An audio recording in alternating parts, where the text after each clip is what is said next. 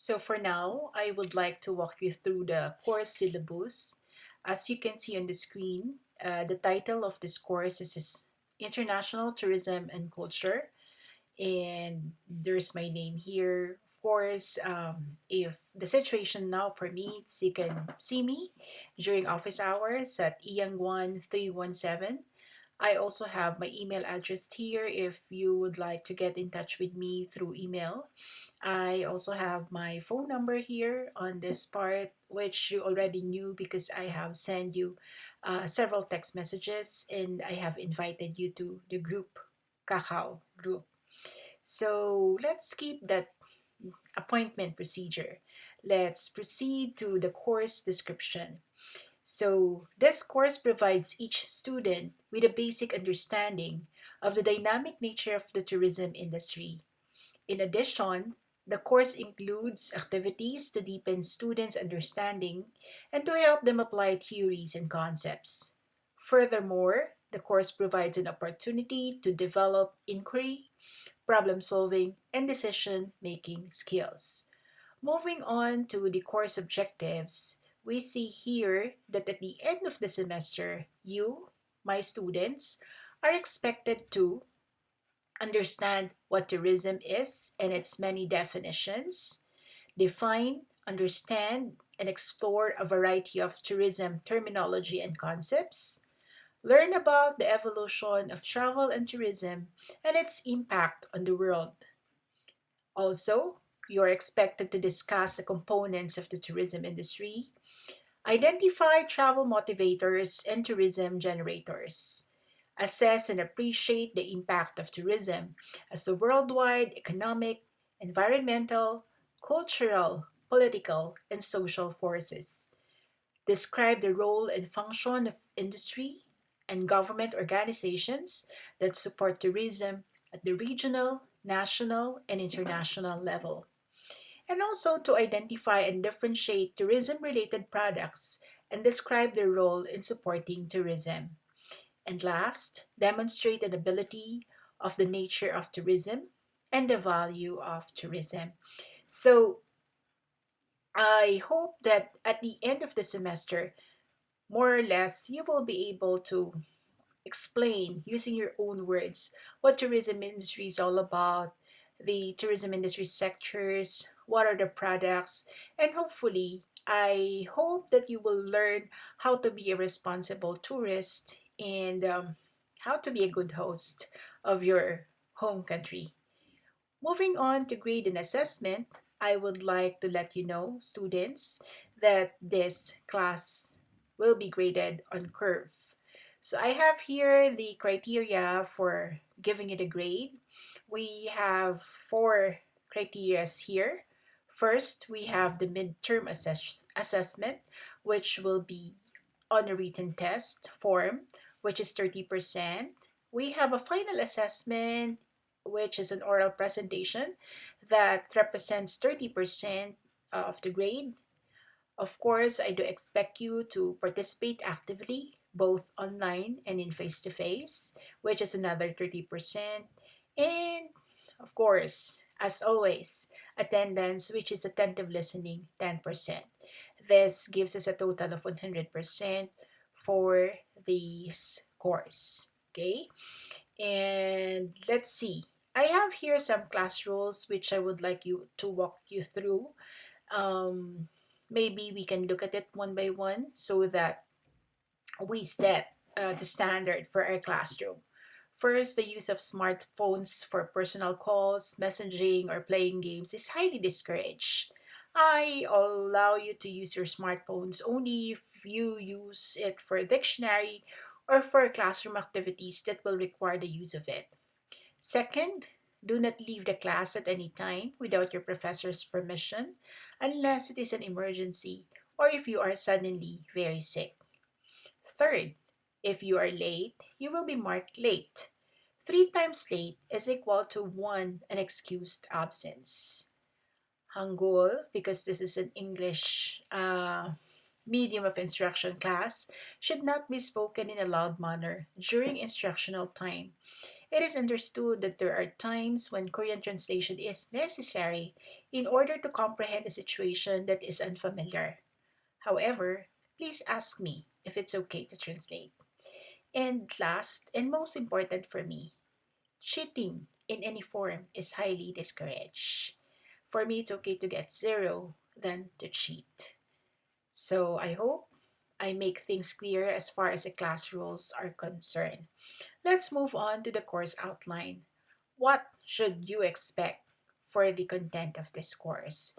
So as you can see here, we have two columns for this table. The first column on the left is actually, it represents the week number. And the second one on your right is the topic or the activity that we will be doing. So for week one, which we're starting right now, we have the core syllabus presentation. There's no self introduction because this is an online class, but do hope that I will be asking you to introduce yourself, maybe in our Kakar group, or I will be giving you an activity in relation to this one. So, right now, I'm presenting you the core syllabus. I have given you the classroom rules, and hopefully, we still have time to talk about tourism. I will be introducing it the tourism industry. On second week, we'll have tourism system and tourism elements. So for tourism elements, as you can see here, we have the tourist, the traveler generating region, the tourist destination region, the transit route region, and of course, what is the tourism industry? We'll also talk about within that week tourism benefits. Why are so many countries adopting the tourism business? And if we have benefits, pretty sure we also have the disadvantages. So we'll take a look at these and we'll try to weigh what do we have more, benefits or the disadvantages of tourism. Moving on to week three, we have the evolution of travel and tourism. As you can see here, it is divided into periods that starts from the Roman Empire period, then followed by Middle Age period. Then we look at the 16th century. How is tourism during that time? And then a little in the 17th century. We move on next to the International Revolution period, wherein the tourism industry started to grow.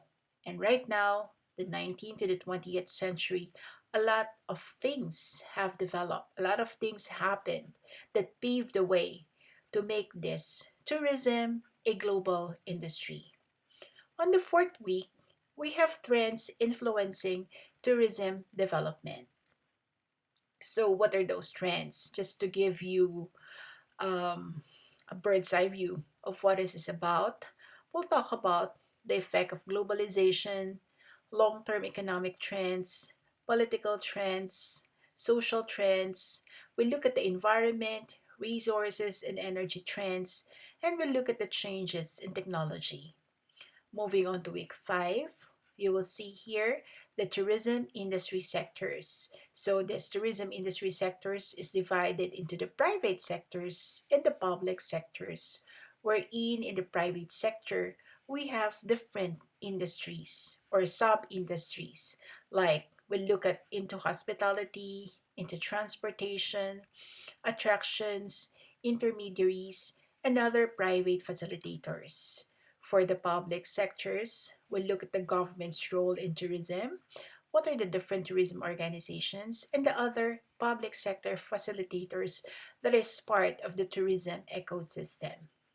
On week 6, we will concentrate on one of the element and the focus of the tourism business. Who are the tourists? We'll look again at the tourist definition.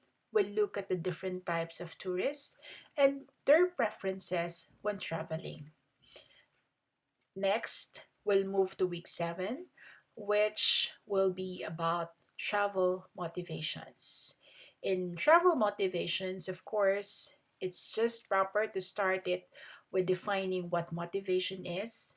We will look at how travel motivation is formed, and from this travel motivation, how does it lead to an action to travel? We'll also look into why people travel, what are the different reasons for traveling, We'll also discuss the factors that influence travel motivation and actions. And then, last for this week are the typologies of travel motivation. We'll have a break of the lecture. We will be having the midterm examination on week 8, wherein I have mentioned a while ago that your major exam will be in a form of pencil and paper test or a written exam. After week 8, we will continue the lecture and we will look into the travel related motivation theories. There are several motivation theories related to traveling. The first theory that we will look into is Maslow's hierarchy of needs. We will try to see how this Maslow's hierarchy of needs can be applied to the theory of tourism or to the tourism industry. Then we'll look at Hudman's motivation of travel. And of course, it's very important to know what is the push and pull theory of travel motivation. So, this are all uh, the content that will be covered for week 9. Moving on to week 10, we will look at the tourist codes of behavior. How are we supposed to behave as a tourist? Um, these are, of course, the main question or the main issue that we will be looking into on week 10. Now, after talking about how are we supposed to behave, then we will definitely come up with what is a responsible tourist. How are we as a tourist become responsible? We will learn it in week 10. And then also, as a tourist, there are some concerned issues that we usually have to take note of. Like, for example, how do we take care of our personal safety? How do we take care of our valuables? And of course, very important and timely, which is happening right now, is about health. Okay, then week 11, we'll look into the tourism products. What are tourism products? But before we look into that, we'll first try to understand the different definition of tourism products according to the UNWTO. So we'll look into also what is attraction, how do we understand accessibility from the point of view of tourism industry, the accommodation, and amenities. Moving forward to next week, which is week 12, we'll look into the characteristics of tourism products. So we have important characteristics here that we really have to understand for us to understand the nature of the tourism industry. So tourism products are intangible. It has a psychological characteristic. It's highly perishable. It's composite. There is an unstable demand, fixed supply in a short run, absence of ownership. It's heterogeneous. It's risky, and it's marketable. So this will take a week because we really have to understand the characteristics of this tourism product by giving you examples, by asking you to give examples as well, so that we can make sure that we understand these characteristics.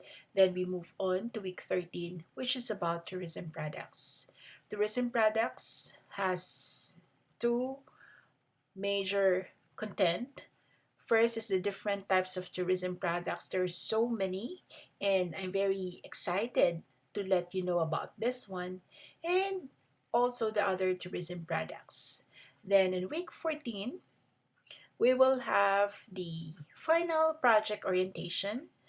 I will give you an orientation of what are you going to do for the final exam. I have here final project options. This is actually a creation. So as I've said, it's a presentation, not an online. It's an oral presentation of an oral presentation of your project, which is a 5 to 10 minute video of any of the following. any of the following topics. First, responsible tourism, we have safe travel, we have niche tourism. You can probably also come up with a planning a tour or Korean or country of choice etiquette. Then week 15, we will look into the planning and production of your project. So I'll give you the whole week to prepare, to meet, to plan, to strategize, to choose the right material in producing your video presentation. And in week 16, that will be the presentation of your project, which we will decide on what date of the final exam week. Now, I hope I give you a glimpse of what are the contents of this course. As I've said, we have already started. This is week one. And then, if you will see, we have 16 weeks actually. So I know that we started late, but of course, even though we started late, there are actually opportunities for us to learn more by making use of the makeup schedule that were given by the university. For the references, we have this different references here. I know that this is not enough. Feel free to make use of the internet as your knowledge source. I also have given or suggested some websites that will be very helpful for you to understand about our course. So that's about it for the course orientation. So if you have questions with regards to the content of this course, please do send me an email and I'll be glad to answer you of your inquiries. Thank you. Hello students, Professor Torres here. As you all know, we will be holding our classes online for the first 2 weeks of the semester, or maybe for an indefinite time. So I would like to share with you this netiquette guide for online courses. It is important to recognize that the online classroom is, in fact, a classroom, and I expect certain behaviors when you communicate with me and your course mates. These guidelines on online behavior and interaction are known as netiquette. The purpose of the following information is to help you to be a more effective and successful student when communicating via email, chat rooms, or on discussion boards, as they are part of your online learning activities in the Department of Tourism, College of Business Administration, Kim Young University. Proper conduct in an online class is just as important as in a face to face classroom, with similar potential repercussions for failing to maintain decorum. Remember that in an online class, it is common for a very substantial portion of your grade to be a function of how well you perform in online discussion areas and other classroom participation activities. Your ability to communicate properly in an online class can be every bit as important to your success as you perform on multiple choice tests and written assignments. So, let's start. First, let's talk about security. Remember that your password is the only thing protecting you from pranks or more serious harm. So, here are 3 tips to remember. First, don't share your password with anyone. Second, change your password if you think someone else might know it. Third, always log out when you are finished using the system. For the general guidelines, I'd like to share with you 11 tips. When communicating online, you should always first treat your professor and course mates with respect in email or any other communication. Second, always use professor's proper title, such as doctor or professor. Third, use clear and concise language. Fourth, Remember that university level communication should have correct spelling and grammar. This includes discussion boards. Fifth, avoid slang terms such as WhatsApp and texting abbreviations such as letter U instead of YOU. Sixth, use standard fonts such as Arial, Calibri, or Times New Roman. And since my eyes are not so clear, I prefer that you use a size 12 font. Seventh, don't use caps lock feature as it can be interpreted as yelling. And number 8, limit and possibly avoid the use of emoticons such as what you see here on screen. Ninth, be cautious when using humor or sarcasm as the tone is sometimes lost in an email or discussion. 10. Be careful with personal information that both includes yours and others. And last, do not send confidential information via email. Okay. Moving on to another means of communication, there will be times that you will be sending an email. So here are some email etiquette that you have to remember. When you send an email to your professor or course mate, you should first use a descriptive subject line. Tell the recipient what your message is about. Is it a question? Is it a comment? Is it regarding an activity that you would like to follow up? Second, be brief. When I say brief, you can go straight to the point. Emails are intended to be short.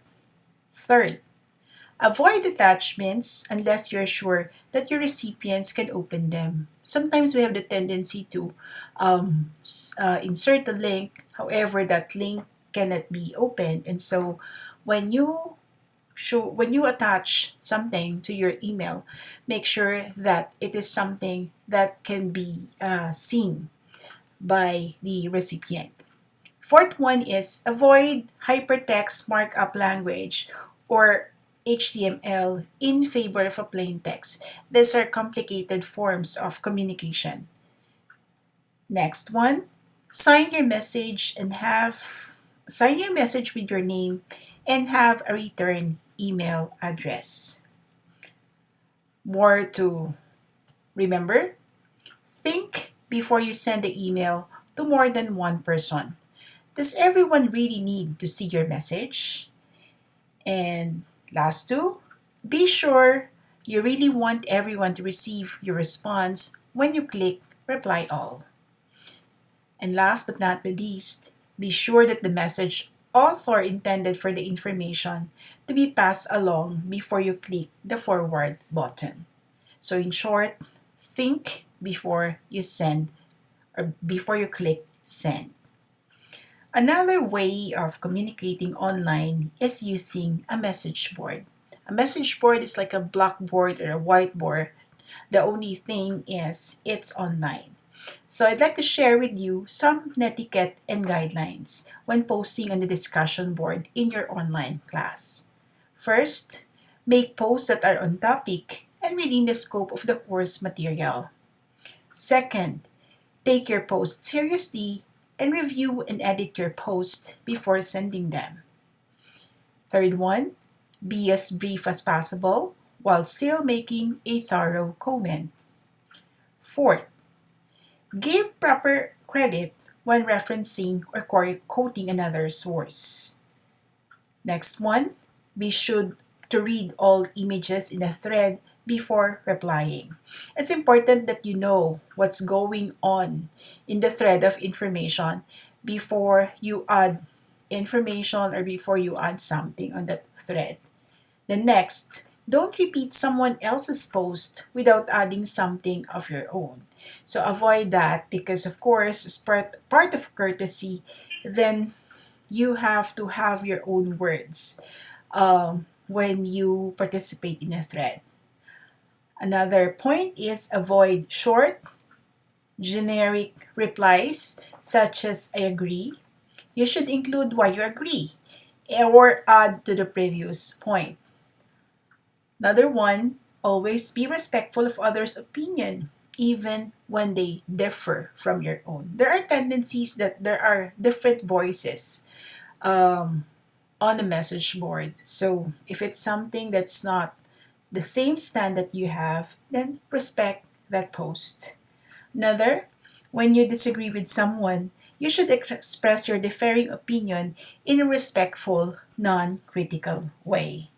And last two tips, do not make personal or insulting remarks. And more importantly, be open minded. I hope that you learned something from this and would be applying it in our online class. So, with that, I'd like to thank you for listening and looking forward seeing you in our online classes. Thank you.